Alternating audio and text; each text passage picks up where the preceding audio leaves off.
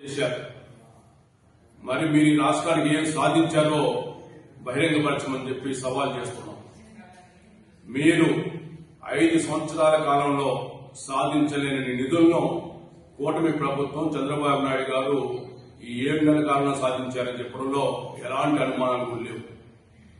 ఈరోజు మీరు వాస్తవాలు పక్కన పెట్టి తప్పుడు ప్రచారం చేస్తున్నారు.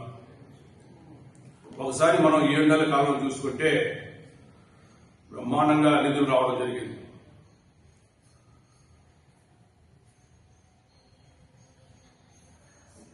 అమరావతికి 15,000 కోట్ల రూపాయలను ఇప్పటికే కూడా మనకు శాంక్షన్స్ కు కేంద్ర ప్రభుత్వం అనుమతించడం జరిగింది. అదేవిధంగా పనులు మొదలయ్యాయి.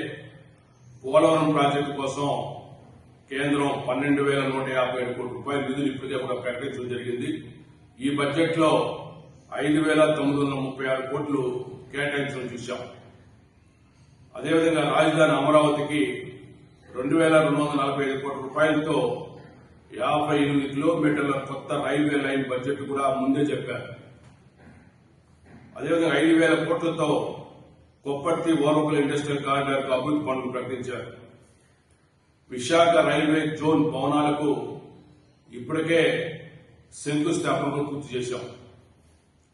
విశాఖ స్టీల్ ను ఆదుకునేందుకోసం కేంద్రం ఎంతో ఉదారంగా 11,917 కోట్ల రూపాయలు ప్రకటించి ఈ బడ్జెట్ లో 3,295 కోట్లు కేటాయించడం జరిగింది.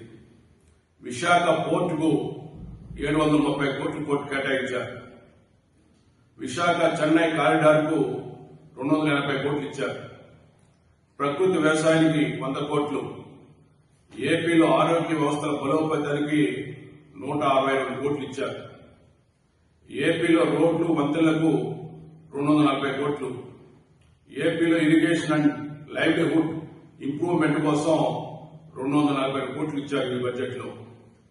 ఇది కాకుండా గత 5 సంవత్సరాల్లో కేంద్రం ప్రకటించిన జలజీవన్ మిషన్ వంటి పథకాలను మీరు పూర్తిగా నీరుగార్చారు. వైకాపా ప్రభుత్వం ఒకే ఒక పథకాన్ని కూడా ప్రారంభించలేదు.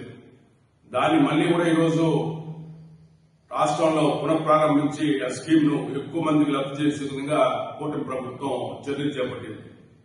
ఈ విధంగా చూసినప్పుడు మీరు 5 సంవత్సరాల కాలంలో సాధించలేని నిధులను ఈరోజు కూటమి ప్రభుత్వం చంద్రబాబు నాయుడు గారు 7 నెలల్లో తీసుకొచ్చారు ఈ రాష్ట్రానికి.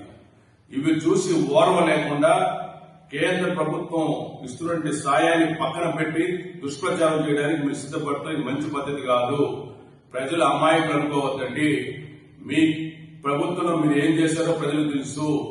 ఒక్క రోజు కూడా జగన్మోహన్ రెడ్డి ముఖ్యమంత్రిగా కేంద్ర ప్రభుత్వంతో సంప్రదింపులు జరపడం గాని, గౌరవ ప్రధానమంత్రి గాని, కేంద్ర మంత్రులు కలిసి రాష్ట్రానికి నిధులు కావాలి, బడ్జెట్ కావాలని చెప్పి మరి వాటిని డిస్కస్ చేసి ప్రజెంటేషన్ ఇచ్చి బయటకు వచ్చి ఒక రోజు చెప్పలేదు.